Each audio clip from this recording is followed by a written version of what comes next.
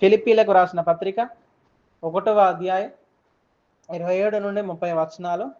మీరు మీ బైబిల్ తీసి చూడండి, నేను మీ కొరకు చదువుతాను. ఫిలిప్పీలకు రాసిన పత్రిక 1వ అధ్యాయం 27 నుండి 30 వచనాలు చదువుతున్నాను. మీరు గమనించాల్సిందిగా నేను మిమ్మల్ని కోరుతూ ఉన్నాను. నేను వచ్చి మిమ్మల్ని చూచినను రాకపోయినను మీరు ఏ విషయంలోనూ ఎదిరించు వారికి బెదరక అందరూ ఒక భావంతో సువార్త విశ్వాసమున పోరాడుచు ఏక మనస్సు గలవారై నిలిచి ఉన్నారని నేను మిమ్మల్ని గూర్చి వినులాగున మీరు క్రీస్తు సువార్తకు తగినట్లుగా ప్రవర్తించుడి. అట్లు మీరు బెదరకుండుట వారికి నాశనమును మీకు రక్షణయును కలుగుననుటకు సూచన ఉన్నది. ఇది దేవుని వలన కలిగినదే. ఏలయనగా మీరు నాయందు చూచినట్టు నాయందున్నదని మీరిప్పుడు వినుచున్నట్టు పోరాటము మీకును కలిగి ఉన్నందున క్రీస్తునందు విశ్వాసం ఉంచడం మాత్రమే గాక ఆయన పక్షమున శ్రమపడుటయు ఆయన పక్షమున మీకు అనుగ్రహింపబడెను.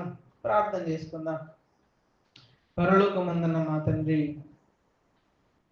మా దేవ, మీరు మీ సంకల్పంలో రక్షణ ప్రణాళికలు కలిగి ఉండడం మూలంగా మీ ప్రియకుమారుడు మా ప్రభు అయిన యేసుక్రీస్తు ద్వారా మేమందరం ఈరోజు సంఘముగా చేయబడ్డాం.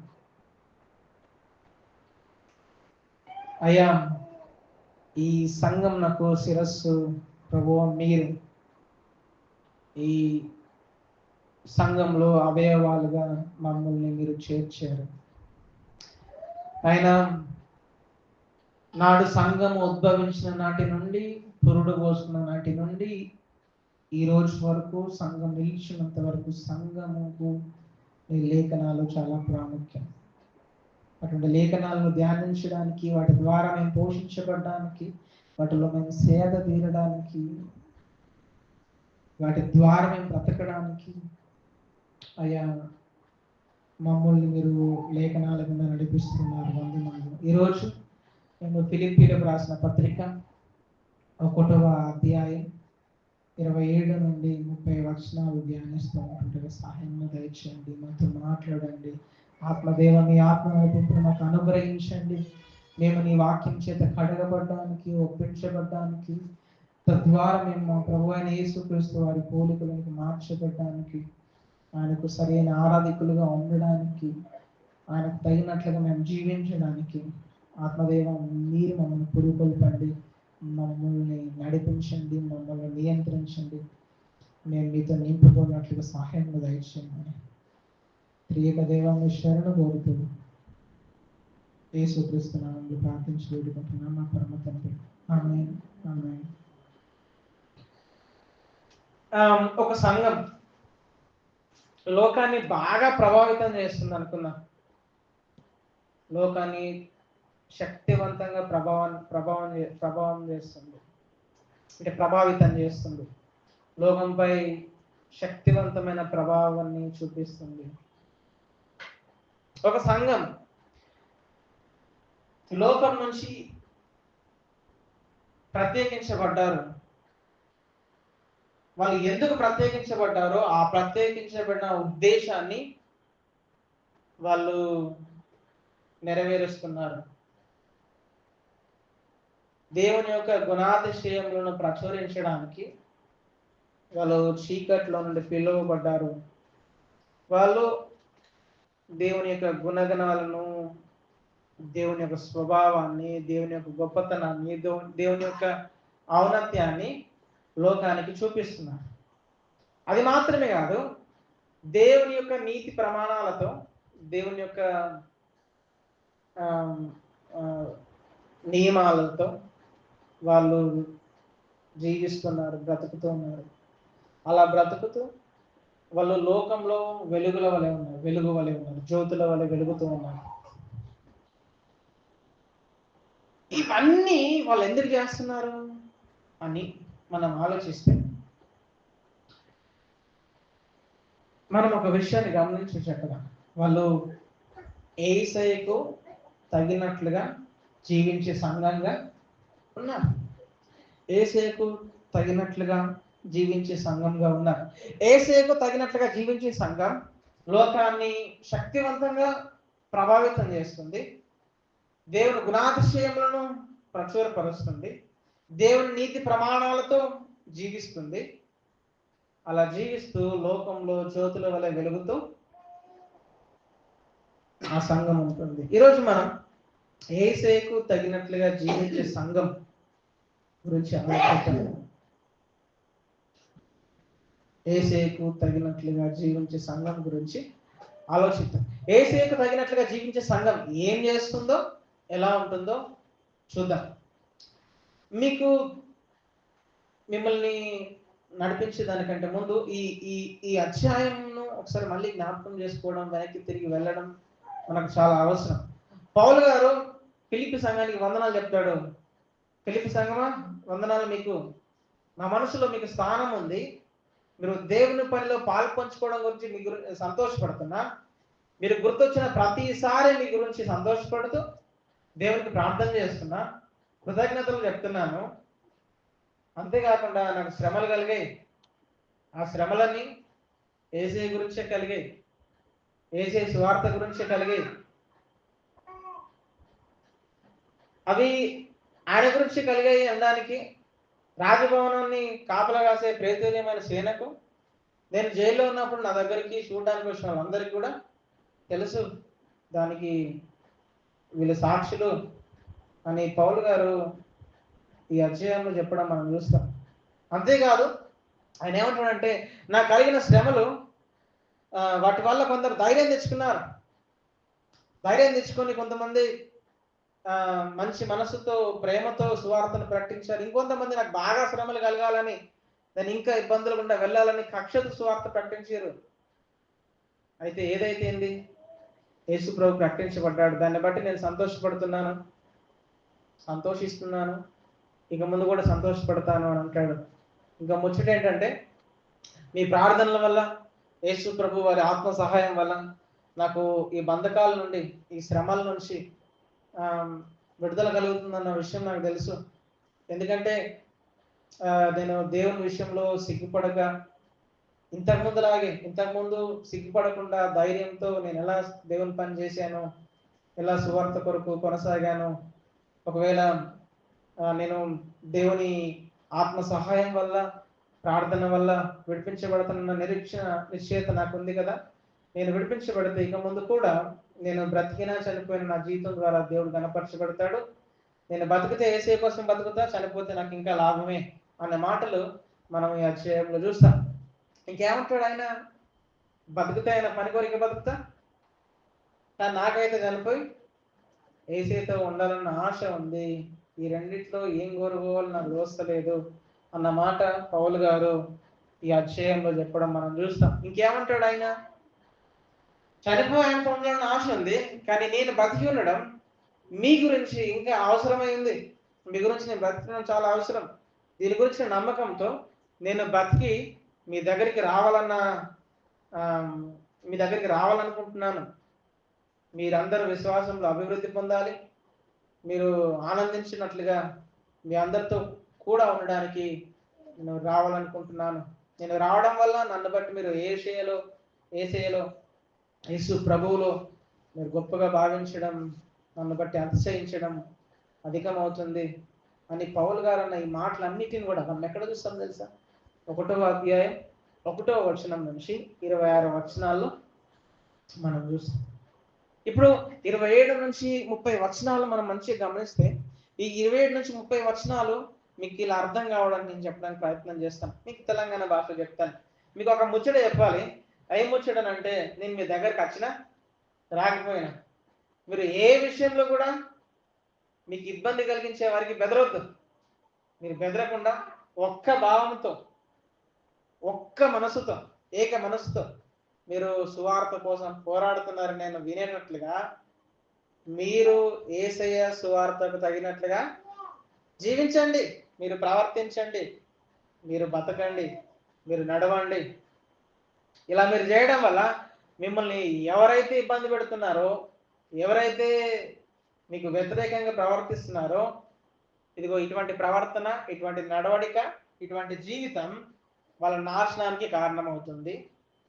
మీకేమో రక్షణ కలుగుతుంది. ఇది మీకు రక్షణకు సూచనగా ఉంది.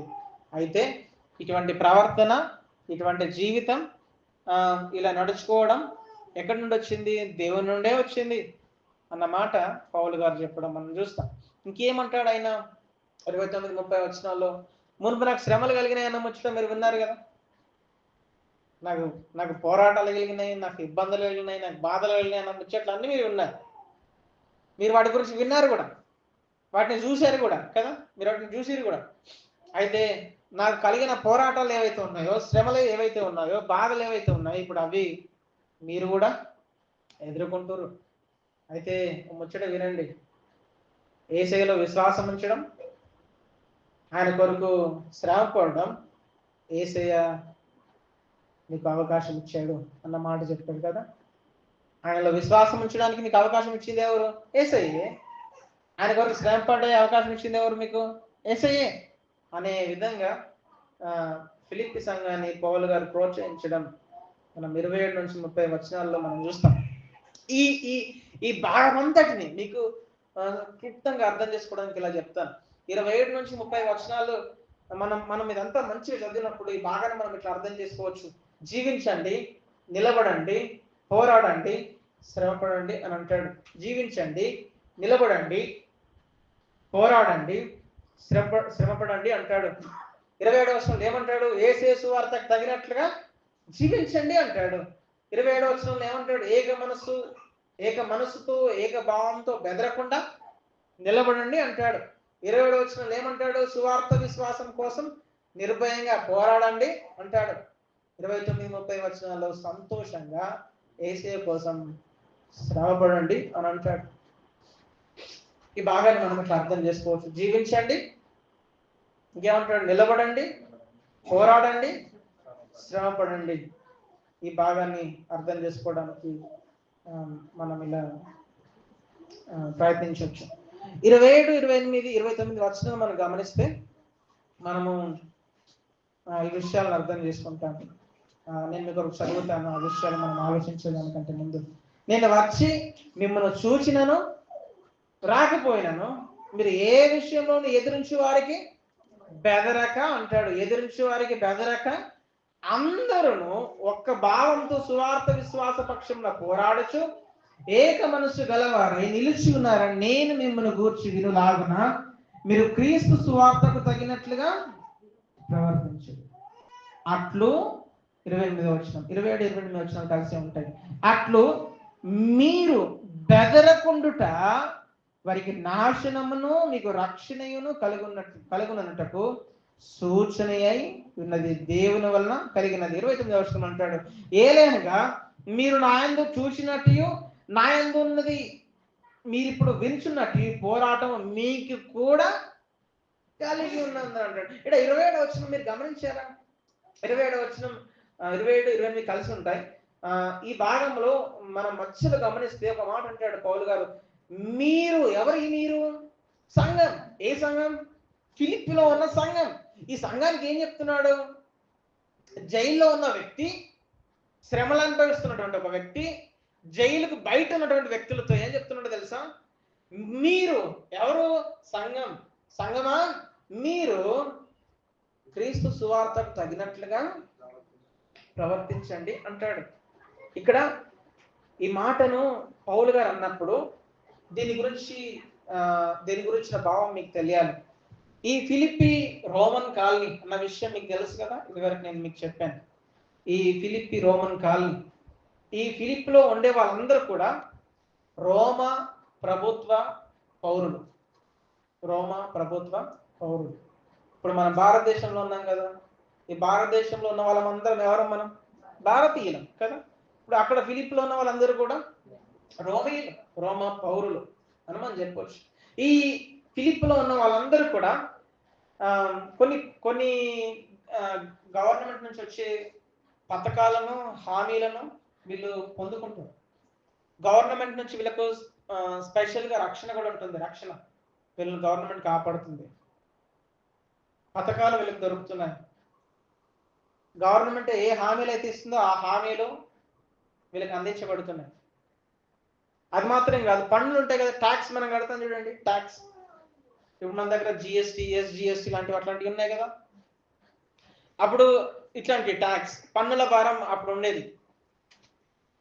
ఈ ఫిలిప్పీలో బ్రతుకుతున్నటువంటి వాళ్ళకి పన్నుల భారం లేదు. ఫిలిప్పీలో బ్రతుకుతున్న ప్రతి ఒక్కరికి ఈ పన్నుల భారం నుండి మినహాయింపు ఉంది. ఇప్పుడు దీనివల్ల ఫిలిప్పీలో ఉన్న ఈ పౌరులందరూ రోమా ప్రభుత్వానికి నమ్మకమైన వ్యక్తులుగా ఉంటున్నారు. రోమా చట్టాలకు, రోమా ఆచారాలకు, రోమా విలువలకు వాళ్ళు కట్టుబడుతూ రోమా ప్రభుత్వానికి తగిన పౌరులుగా ఫిలిప్పీలో ఉన్న వాళ్ళందరూ కూడా బ్రతుకుతున్నారు. ఫిలిప్పీ సంఘంలో ఉన్న వాళ్ళందరూ బ్రతుకుతున్నారు. అప్పుడు పౌలు గారు ఏమంటారంటే ఈ మాటను ఉపయోగించినప్పుడు, మీరు క్రీస్తు సువార్తకు తగినట్లుగా ప్రవర్తించుడి అనే మాట అన్నప్పుడు ఆయన ఏమంటున్నంటే, మనుషుల ప్రభుత్వానికి ఇంతగా మీరు కట్టుబడి ఉంటే మనం పరలోక పౌరులం, మనమందరం పరలోక పౌరులం. మరి మనం ఎంతగా ఆ రాజ్యానికి తగినట్లుగా, ఆ రాజ్యానికి అధిపతి అయిన యేసయ్యకు తగినట్లుగా మనం జీవించాలి. ఆయనకు తగినట్లుగా మనం ఇంకెంతగా నడవాలి, ఆయనకు తగినట్లుగా మనం ఇంకెంతగా ప్రవర్తించాలి అనే విషయాన్ని వాళ్ళు అర్థం చేసుకోవడానికి పౌలు గారి మాటను ఉపయోగించారు. ఏ మాటను? మీరు క్రీస్తు సువార్తకు తగినట్లుగా ప్రవర్తించండి అని వాడుతూ వచ్చాడు. ఇది చాలా సీరియస్గా చెప్పాడు, ఉత్తుతగా చెప్పలా, మీద చెప్పలా, చాలా సీరియస్గా చెప్పాడు. ఈ తీవ్రతను ఆయన చెప్పే క్రమంలో ఆయన వాడిన పదం ఏంటో తెలుసా? ప్రవర్తించుడు. మన తెలుగులో ప్రవర్తించుడు ఉంటుంది, ఇంగ్లీష్లో కండక్ట్ యువర్ సెల్ఫ్ అనే మాట ఉంటుంది. గ్రీక్ భాషలో ఏమని వాడో తెలుసా? పోలిట్యూమాయ్ అని వాడుతూ వచ్చారు. పోలిట్యూమాయ్ అని వాడుతూ వచ్చారు. ఎందుకు వాడారంటే, పోలిట్యూమాయ్ అన్నప్పుడు మీరు పరలోక పౌరులు. తెలుగులో ప్రవర్తించండి అన్నప్పుడు మనకు చాలా సింపుల్ గా కనిపిస్తుంది కదా, సాధారణంగా కనిపిస్తుంది కదా. కానీ అక్కడ ఆయన వాడిన గ్రీక్ పదం దేన్ని చూపిస్తుందంటే, మీరు పరలోక పౌరులు, మీరు పరలోక పౌరులుగానే జీవించాలి, పరలోక పౌరులుగానే నడుచుకోవాలి, పరలోక పౌరులుగానే మీరు ప్రవర్తించాలి అని అంటాడు. ఇక్కడ పరలోక పౌరులు పౌరులు పౌరులు పౌరులు అని ఇన్నిసార్లు అన్నప్పుడు ఆయన ఏం చెప్తున్నాడు పౌలు గారు? అన్నింటికి అధిపతి అయిన యేసయ్యకు తగినట్లుగా మీరు జీవించడం మరచిపోవద్దు అన్న విషయాన్ని ఫిలిప్పీ సంఘానికి పౌలు గారు చెప్పడం మనం చూడవచ్చు. ఇక్కడ ఏమన్నాడు? క్రీస్తు సువార్త అన్నాడు కదా, క్రీస్తు సువార్త అన్నాడు. ఇక్కడ సువార్తని మనం గమనించినప్పుడు రెండు విషయాలు గుర్తుంచుకోవాలి. ఒకటి, యేసు క్రీస్తు ప్రభు వారి యొక్క దైవత్వం కదా, ఆయన వ్యక్తిత్వం మనం అది గుర్తుంచుకోవాలి. రెండవదిగా ఆయన సువార్త అన్నప్పుడు నీ కొరకు నా కొరకు కలవరి సిలువలో చేసిన సిలువ కార్యాన్ని కూడా మనం గుర్తుంచుకోవాలి. ఇప్పుడు ఇక్కడ ఈ క్రీస్తు సువార్త ఎవరు? యేసు ప్రభు కదా, యేసు ప్రభు. సంఘానికి ఏం చెప్తున్నాడు ఆయన? మీరు యేసయ్యకు తగినట్లుగా జీవించాలి అన్న మాట పౌలు గారు సంఘానికి చెప్పడం మనం చూస్తాం. రండి, నా మొదటి ఆలోచన మీకు ఇవ్వడానికి ప్రయత్నం చేస్తాను. యేసయ్యకు తగినట్లుగా జీవించే సంఘం, యేసయ్యకు తగినట్లుగా జీవించే సంఘం సువార్త బోధలో ఐక్యతతో స్థిరంగా నిలబడుతుంది. యేసయ్యకు తగినట్లుగా జీవించే సంఘం సువార్త బోధలో ఐక్యతతో స్థిరంగా నిలబడుతుంది. 27 నుండి 29 వచనాలు మనం గమనిస్తే ఫిలిప్పీ సంఘాన్ని కొంతమంది బెదిరిస్తారు కదా. బెదిరిస్తున్న వారి వల్ల సంఘానికి శ్రమలు కలుగుతున్నాయి, పోరాటాలు, కష్టాలు, ఇబ్బందులు కలుగుతున్నాయి. ఇట్లాంటి సమయంలో జైల్లో ఇదివరకు నుండే శ్రమ పడుతున్నటువంటి పౌలు గారు ఫిలిప్పీ సంఘానికి ఏం చెప్తాడో తెలుసా? ఏమని చెప్తూ వచ్చిండు? ఫిలిప్పీ సంఘానికి జైల్లో శ్రమ పడుతున్న పౌలు గారు ఒక విషయం చెప్తాడు. మీరు 27 వచనాలు గమనించండి. 27 నుంచి 29 వచనాలు మీరు గమనిస్తే మీకు ఒక విషయం అర్థమవుతుంది. అక్కడ ఏమన్నాడు? 27-28 వచనాల్లో అందరూ ఒక్క భావంతో అన్నాడు కదా, అందరూ ఏక మనసు గలవారి కదా, ఇట్లా మనం చదవచ్చు. అందరిని ఒక భావంతో, అందరూ ఏక మనసుతో అంటాడు కదా. ఇప్పుడు అందరూ ఒక మనసుతో ఉంటే, అందరూ ఒక భావంతో ఉంటే మీరు ఎవ్వరికి బెదరన్న ముచ్చట 28లో చెప్తాడు కదా కదా. 29లో ఏమంటాడు? నాకు కలిగినాయి మీకు కలిగాయి, ఇవి మనకిచ్చింది ఎవరు? యేసు ప్రభువే. ఇప్పుడు అందరికి ఒకటే భావం ఉంటే, అందరికి ఒకటే మనసు ఉంటే బెదరడం ఉండదు. రెండవది ఇంకేముంటుంది? ఇవి ప్రభువే మాకు అనుగ్రహించాడు అనే దృష్టి వాళ్ళలో ఉంటుంది. అందుకే ఇక్కడ ఏమంటాడు పౌలు గారు? అందరు ఒక భావంతో, అందరు ఒక మనసుతో అన్న మాట చెప్పినప్పుడు ఆయన ఒక భాషను వాడుతూ వచ్చిండు. ఇంగ్లీష్లో స్టాండ్ ఫిమ్ అని వాడుతూ వచ్చిండు, ఇంకోటి స్ట్రైవ్ టుగెదర్ అని వాడుతూ, అందరూ ఒక భావంతో అన్నప్పుడు, ఏక మనసుతో అన్నప్పుడు, ఇక్కడ ఈ రెండింటికి వాడబడిన పదం ఏంటంటే వన్ మైండ్ వన్ ఫెయిత్ అని వాడుతూ, వన్ మైండ్ వన్ ఫెయిత్ అని వాడుతూ వచ్చారు.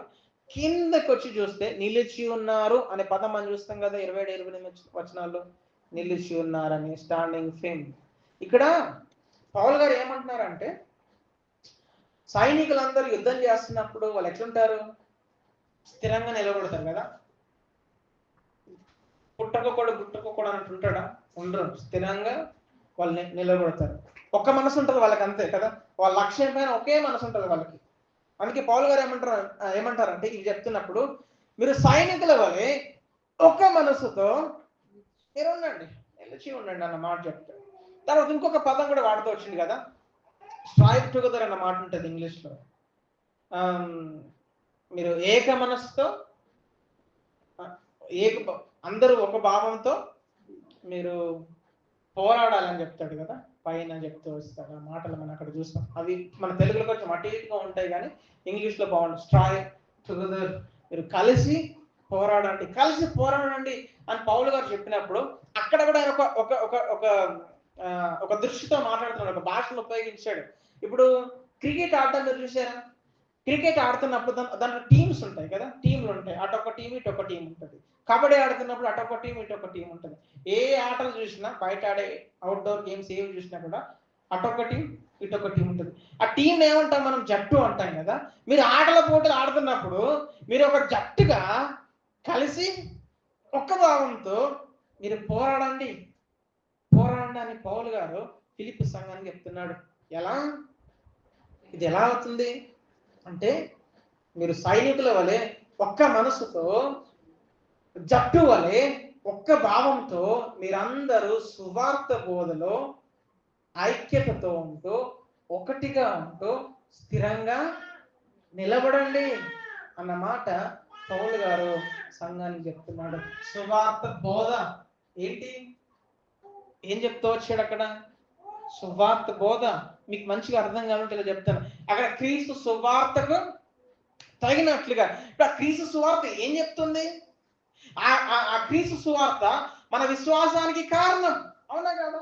అది మన విశ్వాసానికి కారణం. అందులో ఆ సువార్త మనకు దేవుని యొక్క దైవత్వాన్ని చూపిస్తుంది. యేసుక్రీస్తు ప్రభు యొక్క దైవత్వాన్ని, ఆయన మానవత్వాన్ని చూపిస్తుంది.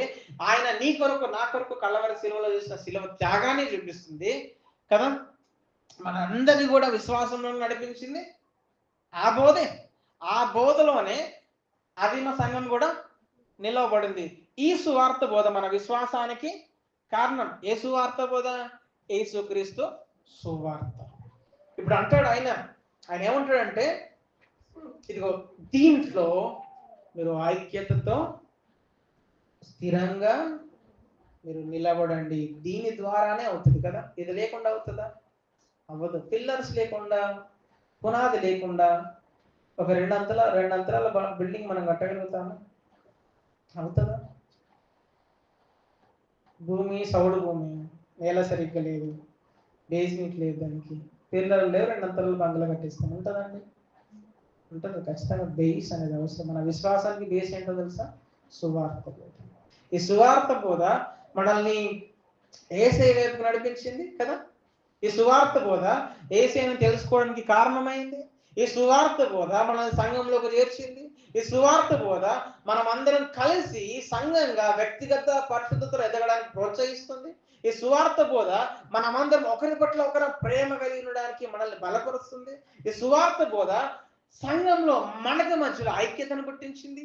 ఈ సువార్త బోధ మనకి నశించిపోతున్న వారి కొరకు ఆరాటాన్ని కలిగించింది కదా. ఈ సువార్త బోధ ఇంకేం చేస్తుంది? ఈ సువార్త బోధ దేవుని గొప్పతనాన్ని, ఆయన యొక్క వైభవాన్ని, ఆయన యొక్క ఔన్నత్యాన్ని తెలుసుకోవడానికి సంఘాన్ని నిలబెడుతుంది. ఈ సువార్త బోధ సంఘం అంతటిని నమ్మకమైన ఆరాధికులుగా ఉండడానికి ట్రైనింగ్ చేస్తుంది కదా. ట్రైనింగ్ చేస్తుంది. ఏది? సువార్త బోధ. మన విశ్వాసానికి కారణమైన ఇదిగో రాయబడిన ఈ బోధ, వినిపించబడిన ఈ బోధ కదా. ఈ సువార్త బోధ ఇదిగో రాయబడి మనకి ఇవ్వబడింది. ఈ బోధ ఇదిగో ఈ బోధ మనకు ఉన్నట్టుగా ప్రకటించబడుతున్నప్పుడు, సువార్త కేంద్రంగా ప్రకటించబడుతున్నప్పుడు ఇదిగో ఈ బోధ మనల్ని ఏం చేస్తుంది? నమ్మకమైన ఆరాధికులుగా ఉండడానికి మనల్ని ట్రైన్ చేస్తుంది. అయితే ఇప్పుడు గమనిద్దాం, నేడు చాలా సంఘాల్లో యేసుక్రీస్తు దైవత్వం గురించి, ఆయన యొక్క సత్య సువార్తను గురించి, సంఘము ప్రాముఖ్యత గురించి, విశ్వాసుల పరిచర్యల గురించి, సువార్త భారం గురించి, వ్యక్తిగత పరిశుద్ధత గురించి, కుటుంబ జీవితం గురించి, సంఘ జీవితం గురించి ఇట్లాంటి వాటి గురించి చాలా తప్పుడుగా నేర్పిస్తున్నారు సంఘానికి. సంఘంలో చాలా మట్టుకు వీటి గురించి తెలియదు ఎవరికి.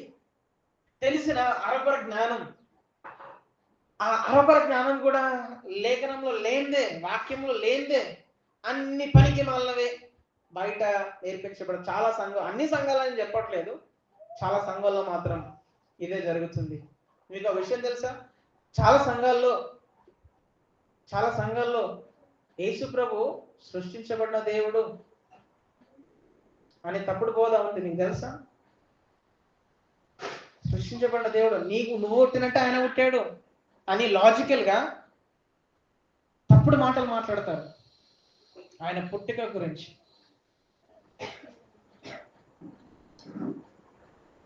తండ్రి అయిన దేవుడే యేసయ్య, యేసయ్యనే పరిశుద్ధాత్మ. ఇట్లాంటి తప్పుడు బోధ కూడా సంఘంలో, చాలా సంఘాల్లో నేర్పించబడుతుంది. ఇంకో మాట ఎప్పుడైనా విన్నారా? ఇవి ఒక ఎత్తు భయంకరమైన విషయాలు కదా ఇవన్నీ. యేసయ్య సృష్టించబడ్డామని చెప్పడం చాలా భయంకరమైన దుర్బోధ. తండ్రి అయిన దేవుడే యేసయ్యనే పరిశుద్ధాత్ముడు అని చెప్పినప్పుడు కూడా భయంకరమైన దుర్బోధ. ఇంకేమంటారు తెలుసా? కొన్ని సంఘాల్లో, ఒక సంఘం ఇక్కడ కూడా ఉంది, మనకు మల్యాల్లో కూడా ఉంది ఒక సంఘం, ఇట్లాంటి సంఘం. ఏమంటారు తెలుసా? మనం అందరం చిన్న దేవుళ్ళం, మనం అందరం లిటిల్ గాడ్స్, మనం అందరం చిన్న దేవుళ్ళం అని బోధిస్తున్నారు సంఘాల్లో. మన చిన్న దేవుళ్ళం కాదు. రోగం వస్తే అతలకుతలమే వస్తాం మనం. చిన్న పుండ అయితే చచ్చిపోతాం మనం ఆ నొప్పికి. మన దేవుళ్ళం ఎట్లయినా లాజిక్ గా మాట్లాడితే చాలా ఉంటాయి. చిన్న దేవుళ్ళం అని బోధిస్తారు. నువ్వు ఏది కావాలనుకుంటే అది జరుగుతుంది, నువ్వు ఏది ఆజ్ఞాపిస్తే అది నెరవేరుతుంది అని తప్పుడు బోధను విశ్వాసులకు నేర్పిస్తారు. ఎందుకంటే సువార్త బోధ గురించి వాళ్ళకు అవగాహన లేదు. చాలా సంఘాల్లో నిజమైన సువార్తకు బదులు ఏమని చెప్తారు? యేసయ్యను నమ్ముకుంటే రోగాలు పోతాయి, యేసయ్యను నమ్ముకుంటే సకల ఐశ్వర్యాలు వస్తాయి, కోరుకున్నవన్నీ దొరుకుతాయి అని అభివృద్ధి సువార్తను ప్రకటిస్తున్నారు. ఏ సంఘాల్లోనే చూడండి, ఎవరైనా యేసు ప్రభువు గురించి చెప్పినప్పుడు ఏం చెప్తారు? మొట్టమొదటిగా నమ్ము నీ రోగం పోతుంది, నమ్ము నీకు అప్పులు తీరుతాయి, నమ్ము ఐశ్వర్యవంతులు అవుతారు, నమ్ము కోరుకున్నవన్నీ దొరుకుతాయి, నమ్ము విల్ గెట్ ఎవ్రీథింగ్, అన్నీ దక్కుతాయి అంటాడు. సంఘం దేవుని కుటుంబం అని నీకు అర్థమవుతుందా? సంఘం దేవుని కుటుంబం, దానిలో భాగమై యేసు ప్రభు వారి పోలికలోనికి మారుతూ ఈ పాప లోకాన్ని, పాప స్వభావాన్ని మనం జయించగలగాలి.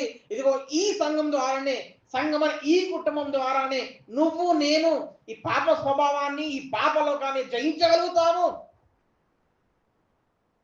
ఇదిగో ఈ కుటుంబంలోనే మనం దేవుని యొక్క సంకల్పాన్ని నేర్చుకుంటాము. ఈ కుటుంబంలోనే మనం దేవుని యొక్క ఉద్దేశాలు నేర్చుకోగలుగుతాము. ఇదిగో ఈ కుటుంబంలోనే మనము ఒక చోట దేవుని కొరకు బ్రతకగలుగుతాము అన్న విషయం ఎవడని చెప్తున్నాడు బయట? చెప్పట్లా. చాలా సంఘాల్లో ఇవి చెప్పట్లేదు. సంఘం కుటుంబం మనం వచ్చిన అబ్బాయిలు తెలియదు, తెలుసా? తెలియదు. సంఘంలో దేవుని ఉద్దేశాలు తెలుసుకుంటాం మన సంగతి ఎవరికైనా తెలుసా? తెలియదు చాలా మట్టికి. సంఘంలో దైవ సంకల్పం గురించి మనం నేర్పించబడతాం మన సంగతి ఎవరికైనా తెలుస్తుందా? తెలియదు ఎవరికి. సంఘము కుటుంబము అనే విషయం ఎవరికి తెలియదు. కొంతమందికి. మనకు అంతంత జ్ఞానమే. బయట ఇంకా ఘోరంగా జరుగుతుంది. బయట సంఘాలు నిజంగా కొన్ని సంఘాలు అయితే వాళ్ళ సహవాసం అయిపోగానే పాయరా పట్రా అంతే, ఉరుకుడే, ఇంకేముంటది అక్కడ. కలిసి సహవాసం చేయడం, ఆప్యాయతలు అనురాగాలు పంచుకోవడం, దేవుని ప్రేమను ఒకరి పట్ల ఒకరు చూపించుకోవడం లేదు, జరగట్లేదు. ఎందుకో తెలుసా? సంఘము దేవుని కుటుంబం బిడ్డ, మనమంతా ఒక కుటుంబం బిడ్డ అన్న ముచ్చట నేర్పించట్లేదు ఎవరికి. అందుకే సంఘంలో నువ్వు ఒక కులం, నేను ఒక కులం, నువ్వు చిన్నోనివి నేను పెద్దోన్ని, మేము ఉన్నోళ్ళం నువ్వు లేనోనివి అనే హెచ్చు తగ్గులు ఉన్నాయి తెలుసా? ఒక కంచంలో తినే విధంగా మనకు ఎందుకు సంబంధాలు లేకపోతున్నాయి అని అంటే ఇది దేవుని కుటుంబం అన్న విషయాన్ని గ్రహించకపోవడం వల్ల. ఒక్కింట్లో మనం కలిసి ఉండే విధంగా ఎందుకు ఉండలేకపోతున్నాం? ఇది దేవుని కుటుంబం అన్న సంగతి మనం తెలుసుకోకపోవడం వల్ల.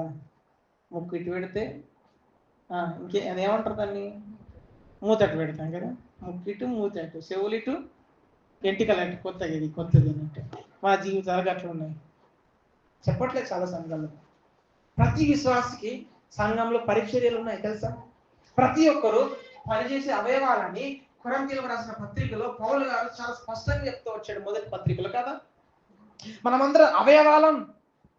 కన్ను చేయాల్సిన పని కన్ను చేయాలి, ముక్కు చేయాల్సిన పని ముక్కు చేయాలి, చేతులు చేయాల్సిన పని చేతులు చేయాలి, కాళ్ళు చేయాల్సిన పని కాళ్ళు చేయాలి, నోరు చేయాల్సిన పని నోరు చేస్తుంది.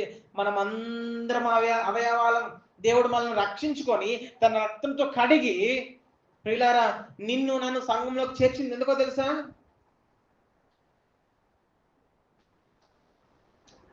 మూల కూర్చొని ఉండమని కాదు, నువ్వు పని చేయమని.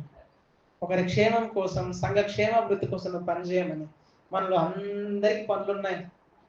ఒకరు పాడుతూ దేవుని స్తుతించడం ఒక పని అయితే, ఒకరు వాక్యం చెప్పే పని ఒకరు చేస్తూ ఉంటే, ఒకరు సంఘంలో ప్రతి ఒక్కరిని ప్రోత్సహించిన పని ఒకరు చేస్తూ ఉంటే, ఒకరు ఆరాధించడం నేర్పించిన పని ఇంకొకరు చేస్తూ ఉంటే, ఒకరు హెచ్చరించిన పని ఒకరు చేస్తూ ఉంటే, ఒకరు ప్రార్థించిన పని ఒకరు చేస్తూ ఉంటే, ఒకరు సంఘ బాధ్యతలన్నీ పైన ఎత్తుకొని చేయడం ఒకరు చేస్తూ ఉంటే, మంచిగా వింటున్నారా? ఒకరు సంఘం యొక్క అవసరాలన్నీ తెలుసుకొని దాని అవసరం తీర్చడం ఒకరు చేస్తూ ఉంటే, ఇవన్నీ ఎందుకు జరుగుతున్నాయి తెలుసా? మనం అందరం విశ్వాసం ఆయా పరిచర్యలలో మనం అందరము పాలిభాగస్తులం. వీటికి మనం చేయడానికి మనం అందరం నియమించబడ్డాం. ఇవి చెప్తున్నారా సంఘంలో? చాలా సంఘాలు చెప్తారా? చెప్పరు. నేను రాజును, నేనే మంత్రిని, నేనే ఎమ్మెల్యేని, నేనే వార్డు మెంబర్ని. మొత్తం ఆయన ఎత్తాడు. ఇంకా ఆయన ఎత్తాడు, ఆయన ఇల్లే ఎత్తుంది. ఇంకెవరు చేయరు. సంఘంతో పనే ఉండదు. నేనే మోనార్క్, నా మాటే శాసనం అన్నట్లుగా చాలా మంది బిహేవ్ చేస్తారు సంఘాల్లో. పాస్టర్స్ నేర్పించడం లేదు. అప్పుడు ఏమవుతుంది? సంఘంలో ఎవరికి తెలుస్తుంది? ప్రతి పని నా బాధ్యత అని ఎట్లా తెలుస్తుంది నేర్పించకపోతే? చాలా సంఘాలు జరగట్లేదండి. వన్ అనదర్ మినిస్ట్రీస్, ఒకరికొకరి పరిచర్యల గురించి సంఘంలో చెప్పట్లా. చాలా సంఘాలు అసలు తెలుసా మీకు? ఒకరికొకరి పరిచర్యలు అంటే తెలుసా? మీ సంఘంలో విశ్వాస పరిచర్యలు జరుగుతున్నాయా అని అడిగామనుకోండి, ఏమంటారు?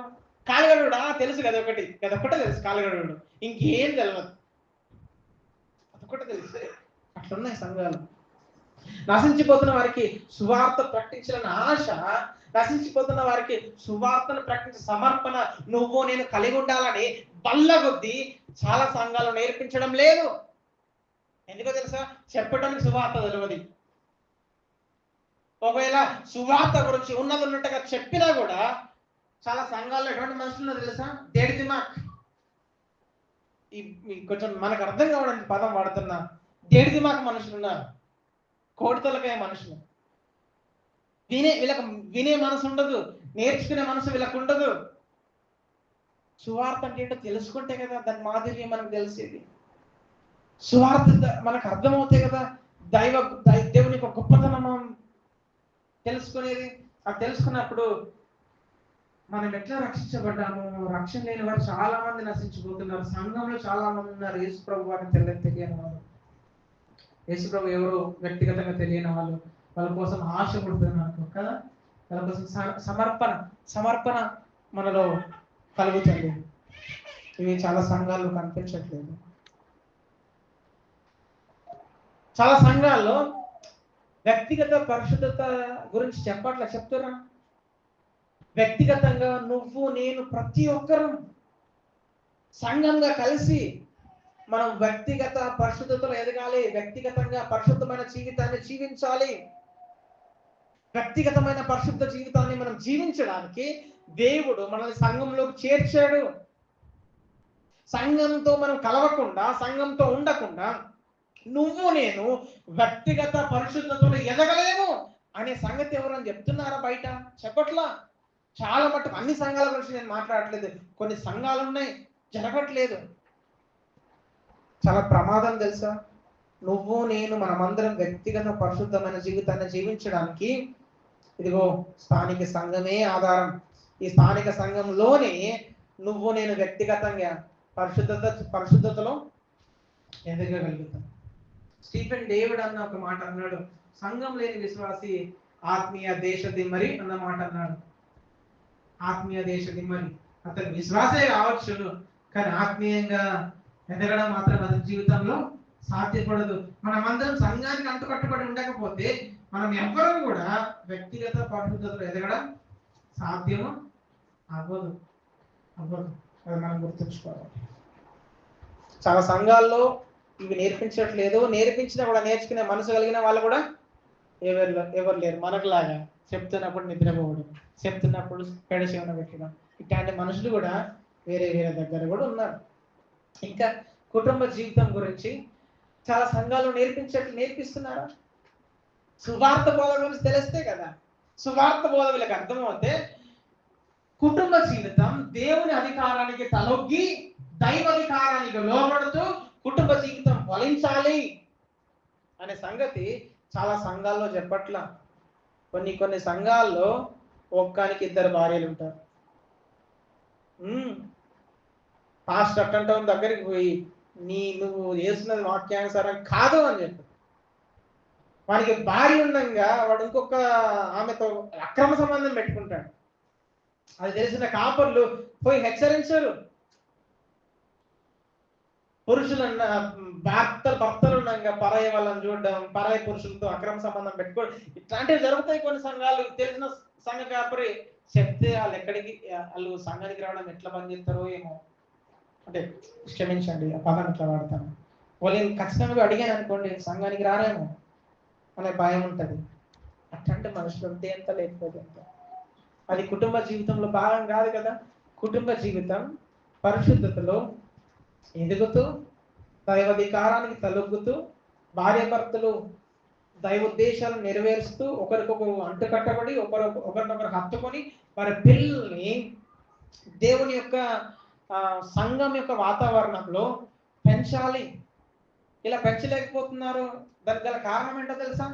తల్లిదండ్రులు వస్తే పిల్లలు రారు, పిల్లలు వస్తే తల్లిదండ్రులు రారు. ఎందుకు ఇట్లా కుటుంబం అతలాకుతలం అవుతుందంటే వీళ్ళు దేవుని అధికారాన్ని లోపడడం లేదు, దేవుని ఉద్దేశాన్ని వీళ్ళు తెలుసుకోలేదు, దేవుని ఉద్దేశంలో వీళ్ళు పాతుకపోలేదు. అందుకే కుటుంబము ఇట్లా అడ్డదిడ్డంగా మారిపోయింది. చాలా సంఘాల్లో ఇవి నేర్పించట్లేదు.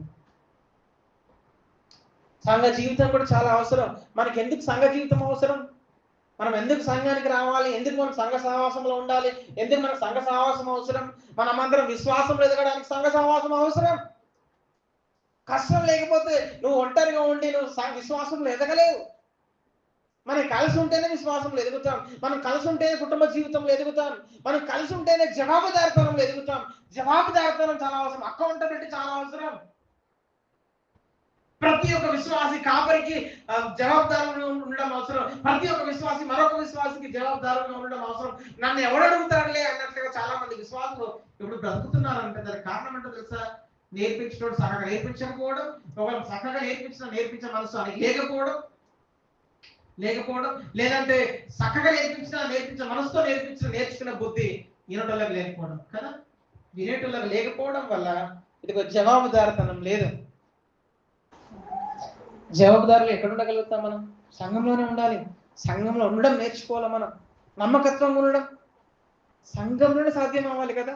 మనం నమ్మకంగా ఉండడం కూడా సంఘంలోనే సాధ్యం అవుతుంది. దీన్ని నేర్పిస్తున్నారా బయట? చెప్పట్లా. క్రమశిక్షణ ఉండడం ఎక్కడ నేర్చుకుంటాం? మనం సంఘంలో. ఆత్మీయంగా క్రమశిక్షణలో ఎదగడం మనం సంఘంలోనే సాధ్యం అవుతుంది. దేవుడు ఈ సంఘ జీవితాన్ని మనకి ఎందుకు ఇచ్చాడు తెలుసా? మనం వీటన్నిటిలో ఏకంగా దేవుని ప్రేమలో కలిసి ఎదగడానికి దేవుడు మనకి సంఘ జీవితం ఇచ్చాడు. మన విశ్వాసంలో, కుటుంబ జీవితంలో, జవాబుదారితంలో, నమ్మకత్వంలో, క్రమశిక్షణలో మనమందరం ఒక్కటిగా దైవ ప్రేమలో ఎదుగుతూ మనం ఉండాలని మనకు సంఘ జీవితం దేవుడు మనకు అనుగ్రహించాడు. గాలి వదిలేసిందా రక్షించుకొని? అపుస్తకారం 2వ అధ్యాయం చదువుకుంటారండి, కింది దాకా 42 నుంచి చదువుకుంటారండి. సాక్షాత్ ఆయనే ప్రభువు వారిని దినదినము చేర్చుచున్నాను కదా. Lord adding them to church. ఆయన ఎందుకు విశ్వాసం ఇచ్చిన వారందరి సంఘంలోకి సంఘ జీవితం ఇచ్చాడు దేవుడు. ఎందుకు ఇచ్చాడు తెలుసా? ఇదిగో నువ్వు ఎదగడానికి, నువ్వు నేర్చుకోవడానికి, నువ్వు అక్కడ ఫలించడానికి. చాలా మంది విశ్వాసులకి విషయాలు తెలియదు తెలుసా? సంఘ జీవితం అంటే తెలియదు, ఎందుకు ఇచ్చాడన్న కారణం తెలియదు, అక్కడ నుండి నేర్చుకోవడం తెలియదు. ఇది కూడా తప్పుడుగా నేర్పించబడుతుంది బయట. ఇట్లాంటివి మన పైన దాడి చేయబడినప్పుడు, వేరే వ్యక్తుల ద్వారా ఇట్లాంటివి మన సంఘంలోనికి వస్తున్నప్పుడు కదా, ఇప్పుడు ఇట్లాంటివన్నీ కూడా లేనిపోనివన్నీ, వాక్యంలో లేనివన్నీ మన పైకి వస్తున్నప్పుడు, మన సంఘంలో చెప్పబడుతున్నప్పుడు మనమందరం ఏం చేయాలి? సువార్త బోధ ద్వారా ఒకటిగా స్థిరంగా కలిసి నిలబడాలి కదా. You should stand firm. నిలబడాలంటే కలిసి మనం పోరాడాలి. అట్లాంటివి జరుగుతున్నప్పుడు సంఘంలో అందరం ఐక్యంగా ఆ సువార్త బోధ ద్వారా దాన్ని మనం ఎదిరించాలి, నిలబడాలి ఎదిరించే విషయంలో. అంతేగాని అయ్యో వాళ్ళు మా ఇంటోళ్ళు కదా అనుకున్నామా, అయిపోయాయి. అయ్యో వాళ్ళు మనల్ని యేసు ప్రభువులోకి నడిపించిన వాళ్ళు కదా, వాళ్ళని బట్టే కదా మేము దేవుని నమ్ముకున్నదని ఊరుకున్నామా, అయిపోయాయి జీవితం అంతా. ఇక అప్పుడు ఏమైతుంది తెలుసా? మన బతుకంతా వాళ్ళు ఏది చేసినా కరెక్టే అంటాం. ఏం చేసినా కరెక్ట్, మా అయ్యగారే కరెక్ట్ అని తలూపుతాం. అట్లా తలూపుతాం. 1కి 2 సార్లు వాక్యం ఉందా లేదని, వాక్యం అట్లా ఉందా లేదని పరీక్షించు. We should examine the deeds with the scripture. వాళ్ళ క్రియలను మన వాక్యంతో పరిశీలించాలి, పరీక్షించాలి.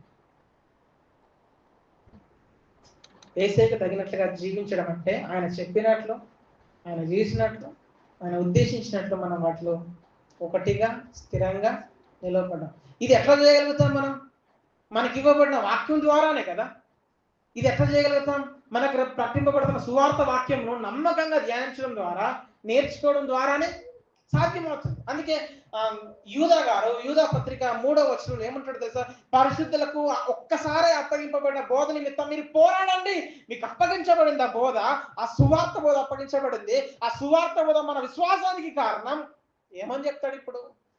మీరు దానికోసం ఎవడన్నా తప్పుడుగా దానికి వ్యతిరేకంగా చేస్తున్నాడు అనుకోండి సంఘంలో, మీరు పోరాడండి అంటాడు. అవునా కదా? మీరు పోరాడండి అన్న మాట చెప్తూ వచ్చాడు. ఇంకా ఇది ఎట్లా సాధ్యమవుతుంది అని అంటే, మనం ప్రతి ఒక్కరు నిలకడగా ప్రార్థనలో ఉండాలి, ప్రార్థన జీవితాన్ని కలిగి ఉండాలి, ప్రార్థించడం నేర్చుకోవాలి, ప్రార్థనలో యథార్థంగా గడపాలి, యథార్థంగా ప్రార్థించాలి. ఇలా చేయడం ద్వారా మనం యేసయ్యకు తగినట్లుగా జీవించగలుగుతాం. ఆయన చేసినట్లు, ఆయన చెప్పినట్లు, ఆయన ఉద్దేశించినట్లు మనం ఉండగలుగుతాం. అందుకే కొలసీలకు రాసిన పత్రిక 4:2 అపోస్తలుడైన పౌలు గారు ఇలా అంటారు, ప్రార్థన యందు నిలకడగా ఉండండి.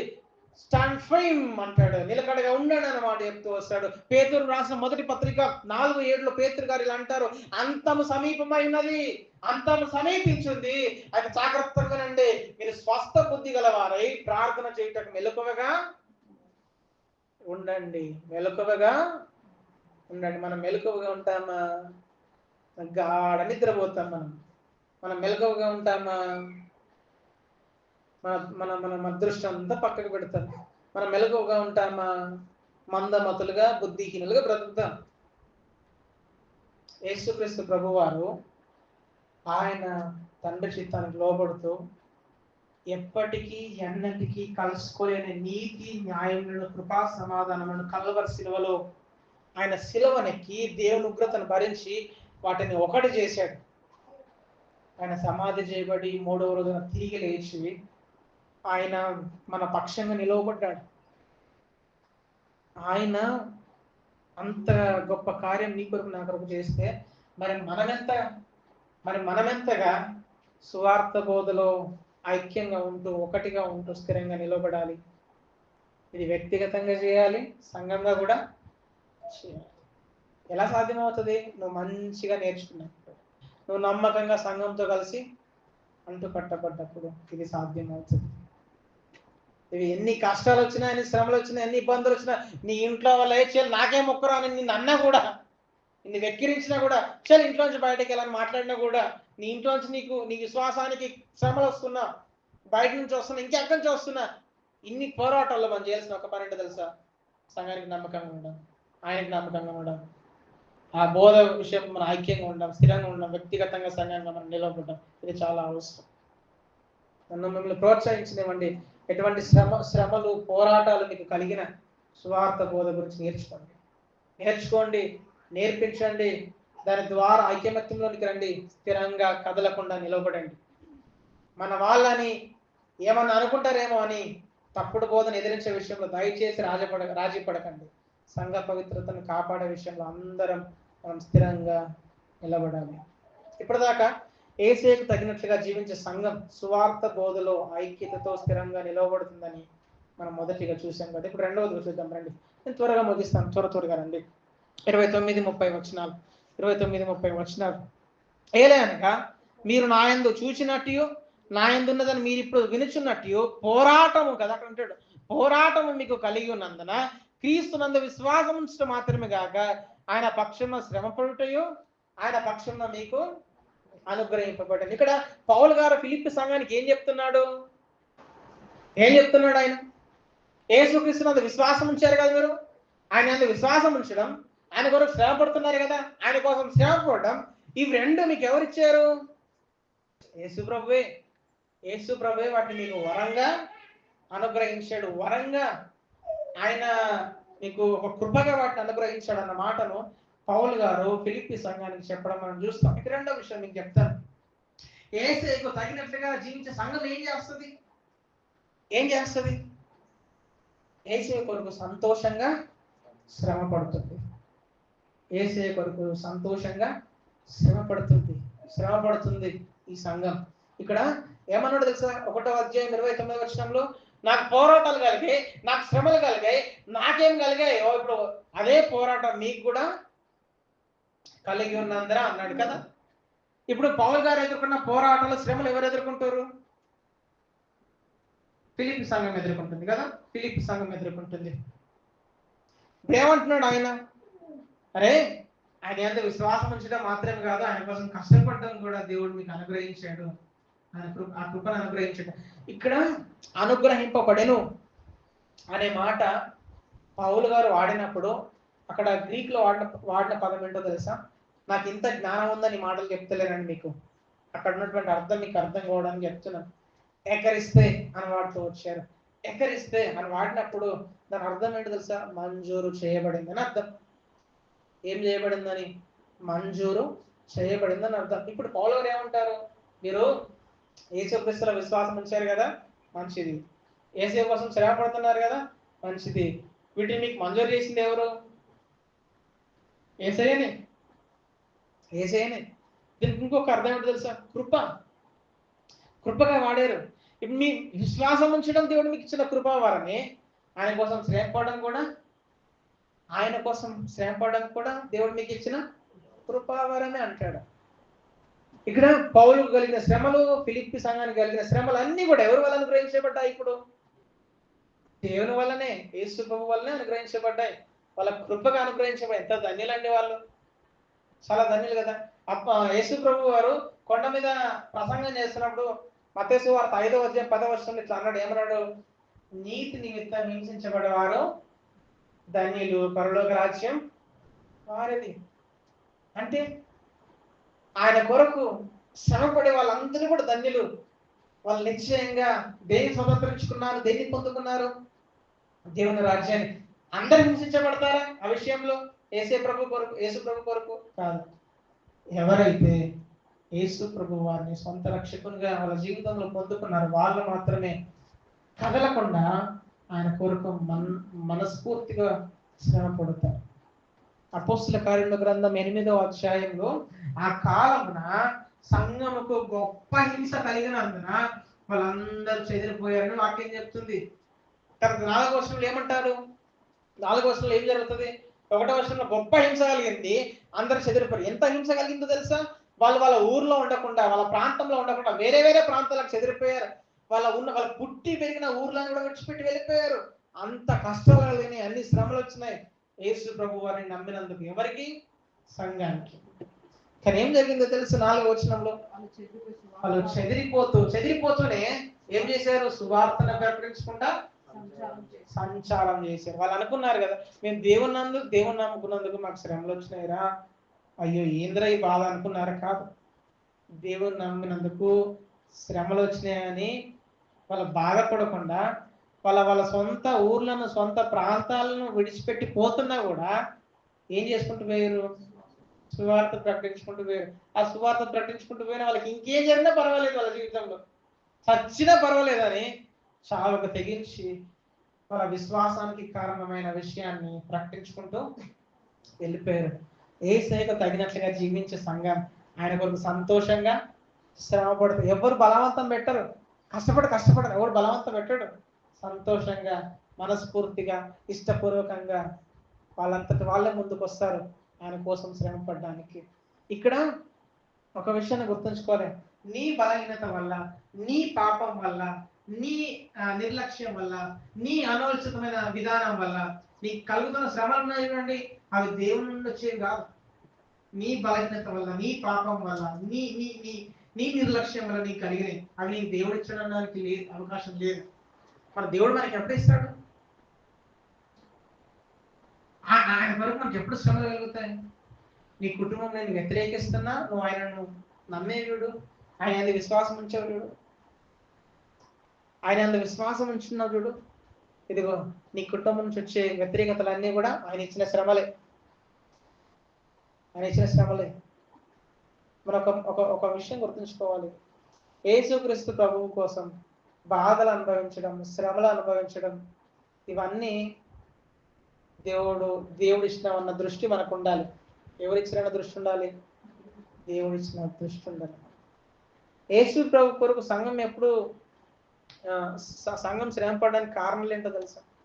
ఒకటి, ఎవరైనా యేసుక్రీస్తునందు విశ్వాసం నుంచి రక్షించబడి ఆయన బిడ్డగా మార్చబడ్డాడు, వాళ్ళ కుటుంబం దేవుని నమ్మని వారైతే ఆ కుటుంబం నుంచి అతను వ్యతిరేకతలు వస్తాయి కదా, చాలా వస్తాయి. తండ్రి నుంచి కావచ్చు, తల్లి నుంచి కావచ్చు, అక్కయ్యల నుంచి కావచ్చు, అన్నదమ్ముల నుంచి కావచ్చు, బంధువుల నుంచి కావచ్చు, చాలా శ్రమలు వస్తాయి. పోయి మన విశ్వాసం కాదు, మన నమ్మకం కాదు, నువ్వు గాయనని నమ్మేగా, మన విశ్వాసం ఎటు పోవాలి, మన మన మన మన పద్ధతులు ఎటు పోవాలి, నువ్వు అన్నట్టు మంట కలిపినావు అని చెప్పేసి చాలా ఆడిపోసుకుంటారు. అవన్నీ వ్యతిరేకతలు ఎందుకు వచ్చాయి తెలుసా మనకి? నువ్వు ఎవరు నమ్మేవో తెలుసా? ఆ ప్రభువు నమ్మేవు. దేవుడికి అకృపించాడు. అమ్మ, అబ్బా, అయ్యా వినండి, ఆయన కోసం శ్రమపడడం అందరికి దొరకదు. నా మాట అర్థమవుతుంది? ఆయన కోసం కష్టపడడం, ఆయన కోసం ఏడవడం, ఆయన కొరకు వేదన అనుభవించడం, ఆయన కొరకు కన్నీరు గార్చడం, ఆయన కొరకు కొట్టుకోవడం అందరికి దొరకదు. ఇది చాలా కొద్ది మందికి, నమ్మకమైన వ్యక్తులకు మాత్రమే దొరుకుతుంది. నువ్వు ఆయన కొరకు నమ్మకంగా భక్తి జీవితాన్ని జీవించాలనుకుంటున్నావు చూడు, నమ్మకంగా భక్తి జీవితాన్ని జీవించాలనుకుంటున్నావు, నువ్వు హింసించబడతావు. తిమోతికి రాసిన పౌలు తిమోతికి రాసిన 2వ పత్రిక 3:12 అంటాడు, క్రీస్తునందు సద్భక్తితో బ్రతకను ఉద్దేశించు వారందరూ కూడా హింసించబడదు. నేను దేవుని కోసం నమ్మకంగా బతకాలి. 100 అయినా ఇంకేదైనా సరే, 100 అయినా 600 అయినా సరే, ఎటువంటి పరిస్థితులు అయినా సరే, నేను నా ప్రభు కోసం బతకాలి అని అనుకున్నావా, నువ్వు కష్టపడతావు. నీకు శ్రమలు వస్తాయి, నీకు అన్ని మంచిగా జరగవు. కానీ ఆ శ్రమ పడడం నీకు ఎవరు ఇచ్చారో తెలుసా? ప్లీజ్ నన్ను చెప్పనివ్వండి, అది దేవుడే ఇచ్చాడు. దేవుడే. నీ ఇంట్లో వాళ్ళు పొమ్మంటారా, ఆడిపోసుకుంటారా, హెచ్చరిస్తున్నారా, నీకోసం బయట 10 మందికి 10 రకాలుగా చెప్తురా, బయట నుంచి వ్యతిరేకతలు వస్తున్నాయి, ఏం కాదు. శ్రమపడడానికి ఆ కృప దేవుడే ఇచ్చాడు. మనం సంతోషిద్దాం, ఇంకా దాంట్లో చాలా సంతోషిద్దాం. ఇంకా ఎట్లా ఎప్పుడు సంఘం శ్రమపడుతుంది, ఎప్పుడు మనం శ్రమపడతాం అంటే, ఇదిగో నువ్వు నేను మనం అందరం యేసు ప్రభువుకు చెందిన వ్యక్తులు మన గుర్తింపును పొందుకున్నప్పుడు మనం శ్రమపడతాం. అరే అటు దేవుని నమ్మినట్రా, అరే ఆమె యేసు ప్రభు విశ్వాసం ఉంచిందట్రా అని లోకం మనల్ని గుర్తించినప్పుడు చులకనగా మాట్లాడుతుంది, కారార్థంగా మాట్లాడుతుంది కదా. అక్కడెక్కడ ప్రభు వచ్చిండ్రా అని వ్యతిరేకంగా, అరే అలెలు వ్యతిరేకంగా మాట్లాడతారు. చాలా రకాలుగా మనల్ని మానసికంగా దెబ్బతీస్తారు. అయినా పర్వాలేదు, ఎవరిచ్చారు మనకు? నీ ప్రభు, నా ప్రభు, నా రాజు, మన రాజు మనకేమిచ్చాడు? ఆయన కోసం ఏడవడానికి ఆ కృపనిచ్చాడు. ఇంకేం కావాలి మనకి? నువ్వు ఆయన కోసం బాధపడడానికి ఆయనే సాక్షాత్ కృప నీకు ఇచ్చినప్పుడు ఇంకేం కావాలి మనకి? మనం ప్రతిసారి ప్రభు నాకు ఆరోగ్యం కావాలి, ప్రభు నాకు నా అప్పులు పోవాలి, ప్రభు నేను కోరుకున్నది జరగాలి, ప్రభు నాకు అది కావాలి ఇది కావాలి చాలాసార్లు అడుగుంటాం కదా. కానీ ఎప్పుడైనా ప్రభువా నీకోసం, నీ అందన విశ్వాసం కోసం శ్రమపడే ఒక్క అవకాశం నాకు దయచి అని అడిగాము ఎప్పుడైనా? ఒక్క అవకాశం అడిగాము మనం అడగలేదు తెలుసా. దానికోసం అడగం, లేనిపోయిన అడుగుతాం. మనం దేవుని పిల్లలం. లోకం నుంచి మనకి వ్యతిరేకతలు వస్తాయి, సాతాను నుంచి వ్యతిరేకతలు వస్తాయి, మన శరీరం నుండి కూడా మన శరీరం మనకు సహకరించదు. మన బలహీనలం అయిపోతాం, రోగం ఎదుర్కొంటాయి మనకి. అయినా పర్వాలేదు, ఇవి దేవుడు మనకి ఇచ్చాడు. శారీరకంగా హింసించబడతాం, మానసికంగా హింసించబడతాం, వెక్కిరించబడతాం, అవమానించబడతాం, తిరస్కరించబడతాం, ఆర్థికంగా సామాజికంగా అణిచివేయబడతాం, ఆధ్యాత్మిక యుద్ధంలో అతలాకుతలం అవుతాం. ఆధ్యాత్మిక యుద్ధాన్ని మనం ప్రతిరోజు ఎదుర్కొంటాం, ప్రతి క్షణం ఎదుర్కొంటాం. ప్రభుత్వం మనకు వ్యతిరేకంగా మారుతుంది, సమాజం మనకు వ్యతిరేకంగా మారుతుంది, మన సొంత ఇల్లు వ్యతిరేకంగా మారుతుంది, మన ఫ్రెండ్స్ మన స్నేహితులు మనకు వ్యతిరేకంగా మారుతారు. బయట ఎక్కడి నుండైనా శ్రమలన్నీ వరద వలె ముంచెత్తుకొని వస్తాయి మన మీదికి. అయినా పర్వాలేదు, నేను మిమ్మల్ని ప్రోత్సహించాలనుకుంటున్నా. అలా శ్రమ పడడానికి ఆ కృప ఇచ్చింది ఎవరు మనకి? మన ప్రభు, మన రాజు. నీ కొరకు నా కొరకు కలవరి శిలువలో ప్రాణం పెట్టిన ఆయన ఆ కృపను నీకు ఇచ్చాడు. యేసు ప్రభు వారు నీ కొరకు నా కొరకు శరీరధారిగా ఎవ్వరైనా బలవంతం చేయాల. ఆయనే స్వచిత్తంగా శరీరాన్ని అదనంగా దాల్చుకొని ఆయన మన మధ్యలోకి దిగొచ్చి ఆయన నీ కొరకు నా కొరకు కలవరి శిలువలో నీ శిక్షను భరించడానికి ఆయన వాలంటీర్గా ఎవ్వరు బలవంతం చేయలేదు, ఎవ్వడొచ్చి బలవంతం చేయలేదు. ఆయనంత ఆయనే నీ పాపం అంతటిని నా పాపం అంతటిని మోసుకున్నాడు తెలుసా. ఆయన మోసుకున్నాడు. ఆయన కలవరి శిలువను ఎక్కి దేవుని ఉగ్రత పాత్రను తాగి లోకము ఎన్నడూ ఎరగని కనికరమును మన పట్ల చూపించి మనల్ని మహేయపరచడానికి. అర్థమవుతుందండి? నిన్ను నన్ను మహేయపరచడానికి, నిన్ను నన్ను ఆయన దగ్గర నిలవబెట్టుకోవడానికి, మహిమల సంఘంగా, నిర్దోషమైన సంఘంగా ఆయన గొప్పగా నిన్ను ఉన్నతమైన స్థాయిలో నిన్ను ఉంచుకోవడానికి ఆయన తిరిగి లేచాడు. అటువంటి గొప్ప ఆయనను మనం అనుసరించడానికి పిలువబడ్డాం. శ్రమలైనా సరే, కష్టమైనా సరే. నేను మీకు ఒక వాక్య భాగాన్ని చూపించాలనుకుంటున్నాను, మిమ్మల్ని ప్రోత్సహించడానికి. హెబ్రీలకు రాసిన పత్రిక అందరూ తీసి చదవడానికి ప్రయత్నం చేయండి. హెబ్రీలకు రాసిన పత్రిక 11వ అధ్యాయం. హెబ్రీలకు రాసిన పత్రిక 11వ అధ్యాయం 33వ వచనం మనం చదువుదాం. 33వ వచనం. వారు విశ్వాసం ద్వారా రాజ్యములను జయించారు, నీతి కార్యములను జరిగించిరి, వాగ్దానములను పొందిరి, సింహముల నోలను మూసిరి, అగ్ని బలమును చల్లార్చిరి, ఖడ్గ దారం తప్పించుకుని, బలహీనులుగా ఉండి బలపరచబడిరి, యుద్ధంలో పరాక్రమశాలులైరి, అన్యుల సేనలను పారద్రోలిరి, స్త్రీలు మృతులైన తమ వారిని పునరుద్ధానము వల్ల మరలా పొందిరి. కొందరైతే ఇప్పుడు ఇక్కడ ఏం చెప్తూ వచ్చిండు, అందరు ఇవి పొందుకున్నారు, అవి పొందుకున్నారు, అది చేశారు, ఇది చేశారు చెప్తూ వచ్చిండా. ఇప్పుడు చెప్తూ వస్తాడు, విశ్వాసం ద్వారా గొప్ప కార్యాలు జరిగించారు. ఇప్పుడు విశ్వాసం ద్వారా వాళ్ళ జీవితంలో ఏం జరిగింది, కొందరైతే మరి శ్రేష్టమైన పునరుద్ధానం పొందగోరి విడుదల పొందలక యాతన. అమ్మా ఏం చేయబడ్డారంటే వాళ్ళు విశ్వాసం ద్వారా వాళ్ళు యాతన పెట్టబడ్డారు, యాతన పొందుకున్నారు. ఇంకేం జరిగింది మనం చూస్తాం. మరి కొందరు తిరస్కారములను, కొరడా దెబ్బలు పొందుకున్నారు, బంధకములను, ఖైదును అనుభవించిరి, రాళ్లతో కొట్టబడిరి, రంపములతో కోయబడిరి, శోధింపబడినను, ఖడ్గముతో చంపబడిరి. చూసారా ఎందుకు కలిగే వాళ్ళ జీవితంలో అవి? వాళ్ళ విశ్వాసం ద్వారా యేసుకు తగినట్లుగా జీవించే సంఘం ఆయన కొరకు సంతోషంగా శ్రమ పడుతుందమ్మా. యేసు ప్రభు వారిని నమ్ముకుంటే కష్టాలే రావు, శ్రమలే రావు, కోరుకున్న అన్నీ జరుగుతాయి.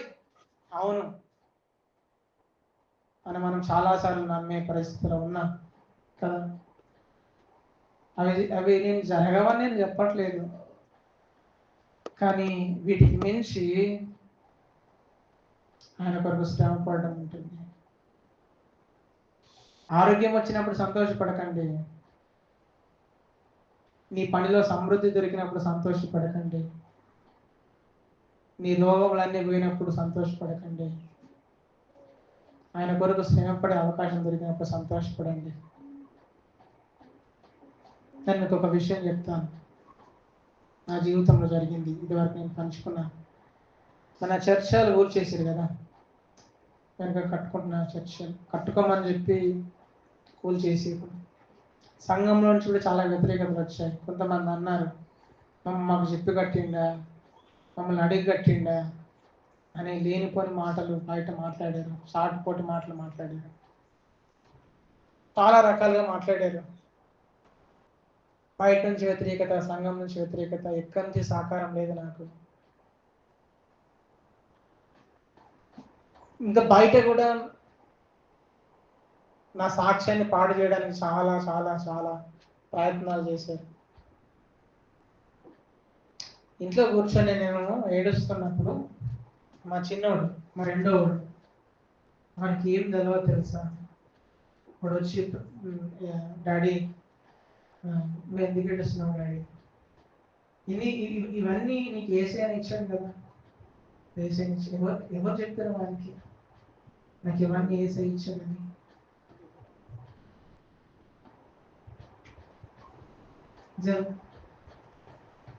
మనం సుఖంగా బతకడం గొప్ప కాదండి, అన్ని పొందుకోవడం గొప్ప కాదండి. మనం అందరం ఆయన కొరకు రక్తాలు కారేదాకా శ్రమపడటం చూడండి, అది గొప్ప, అది దేవుడు ఇచ్చాడు మనకి.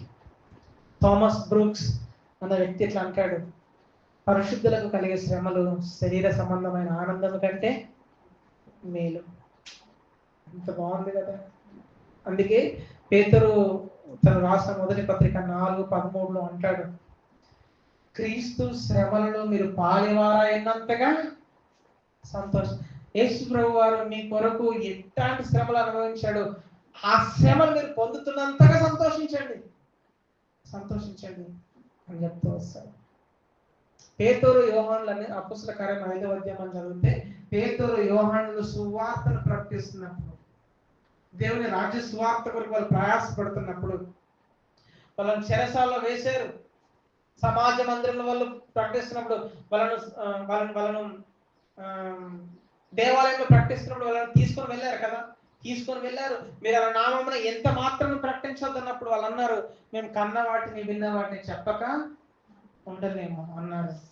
అందుకు వాళ్ళు ఏం చేస్తారు తెలుసా, బెత్తములతో కొట్టారు, వాళ్ళని కొట్టారు, దెబ్బలు కొట్టారు, హింసించారు వాళ్ళని. అప్పుడు వాళ్ళు అన్న మాటలు ఏంటి తెలుసా, అపోస్తుల కార్యముల గ్రంథం 5వ అధ్యాయం 41వ వచనంలో ఆ నామం కొరకు, ఏ నామం కొరకు నిన్ను నన్ను రక్షించిన, నీ కొరకు నా కొరకు ప్రాణం పెట్టిన ఆ యేసు ప్రభు నామం కొరకు అవమానం పొందుటకు పాత్రులమని ఎంచబడినందున, అండర్లైన్ చేసుకోండి, అవమానించబడ్డం దేవుడు మనకి ఇచ్చిన గొప్ప గొప్ప ధన్యత. ఆయన కోసం ఏడవడం దేవుడు మనకి ఇచ్చిన గొప్ప బాధ్యత. ఆయన కోసం శ్రమ పడడం దేవుడు మనకి ఇచ్చినటువంటి గొప్ప దీవెన, గొప్ప కృప. వీళ్ళు సంతోషించు అక్కడి నుంచి వెళ్ళిపోయారంట, మహాసభ నుంచి వెళ్ళిపోయారు. చదవండి ఆ తర్వాత 5:41 చదవండి, మీకు అర్థమవుతుంది. అవమానపడ్డారు, అవమానించబడ్డం కూడా సంతోషమే వాళ్ళకు. నిజంగా యేసయ్యకు తగినట్లుగా జీవించే సంఘం, యేసయ్య చెప్పినట్లుగా, యేసయ్య చేసినట్లుగా, యేసయ్య ఉద్దేశించినట్లుగా, యేసయ్య కోరుకున్నట్లుగా, ఆయనకు తగ్గట్లుగా జీవించే సంఘం ఆయన కొరకు ఎంత ఎక్స్టెంట్కైనా, ఎక్కడికైనా వెళ్ళగలుగుతుంది. ఆయన కొరకు చివరికి చావడానికైనా సిద్ధంగా ఉంటుంది సంఘం, చావడానికైనా సిద్ధంగా ఉంటుంది. నాడు ఆదిమ సంఘం యేసయ్య కొరకు సంతోషంగా శ్రమపడ్డారు, హింసించబడ్డారు, చెదరగొట్టబడ్డారు. కానీ వాళ్ళ విశ్వాసాన్ని విడిచిన రోజున ఏమాత్రం కూడా విశ్వాసంలో ఎదిగారు, బలపరచబడ్డారు, చాలా మందిని ప్రభావితం చేసేరే తప్ప వాళ్ళు దిగజారిపోయిన వాళ్ళు కాదు. నన్ను మిమ్మల్ని ప్రోత్సహించనివ్వండి దయచేసి. యేసయ్య కొరకు వ్యతిరేకత వచ్చినప్పుడు భయపడకండి దయచేసి. ఎక్కడి నుంచి వ్యతిరేకత వచ్చినా భయపడకండి. అది మీరు యేసుక్రీస్తు ప్రభువుకు చెందిన వారిని రుజువు చేస్తుంది. ఈ విషయాన్ని గుర్తుంచుకోండి దయచేసి. శ్రమలు కలిగినప్పుడు యేసు ప్రభువులో మీకున్న విశ్వాసం విషయంలో రాజీపడకండి దయచేసి. మీ పిల్లలకు, మీ కుటుంబానికి శ్రమలు దేవుని కృప అని నేర్పించండి. మనకు కలిగే శ్రమలు, ఆయన కొరకు కలిగే శ్రమలు ఇవి కేవలం దేవుని కృపనే, దేవుడే మనకి ఇచ్చాడు అన్న విషయం నేర్పించండి. అప్పుడు దేవునిలో వాళ్ళు నమ్మకంగా ఇంకెక్కువ కొనసాగలుగుతారు. యేసయ్యను వెంబడించే మార్గం చాలా కష్టతరమైందండి. సులువైన మార్గం కాదు, అది ముళ్ళబాట, చాలా కష్టమైంది. అయినా సరే యేసుక్రీస్తు ప్రభు వారు మనకంటే ముందుగా వెళ్ళి ఆయన మన పాపములకు బదులుగా ప్రతి శిక్షను, ప్రతి అవమానాన్ని, ప్రతి శ్రమను అనుభవించాడు. కాబట్టి మనకున్న ధైర్యం ఏంటో తెలుసా? మనం శ్రమ పడుతున్నప్పుడు మనుషులను చూడాల్సిన అవసరం లేదు, ఆయన వైపు చూద్దాం. ఇప్పటి వరకు మనం యేసయ్యకు తగినట్లుగా జీవించే సంఘం సువార్త బోధలో ఐక్యతతో స్థిరంగా నిలబడుతుందని మనం చూసాం. రెండవదిగా యేసయ్యకు తగినట్లుగా జీవించే సంఘం యేసయ్య కొరకు సంతోషంగా శ్రమ పడుతుందని మనం చూసాం. నన్ను ప్రోత్సహించనివ్వండి ఇట్లా ఈ మాటల ద్వారా. సువార్త బోధలో ఐక్యతతో స్థిరంగా నిలవబడుతూ యేసయ్య కోసం సంతోషంగా శ్రమ పడుతూ యేసయ్యకు తగినట్లుగా జీవించే సంఘంగా మనం అందరం ఎదుగుదాం. ఆ కృపణ దేవుడు మనకి ఇవ్వాలని మనం ప్రార్థన చేద్దాం, కోరుకుందాం. అందరం కళ్ళు మూసుకుందాం, ప్రార్థన చేసుకుందాం.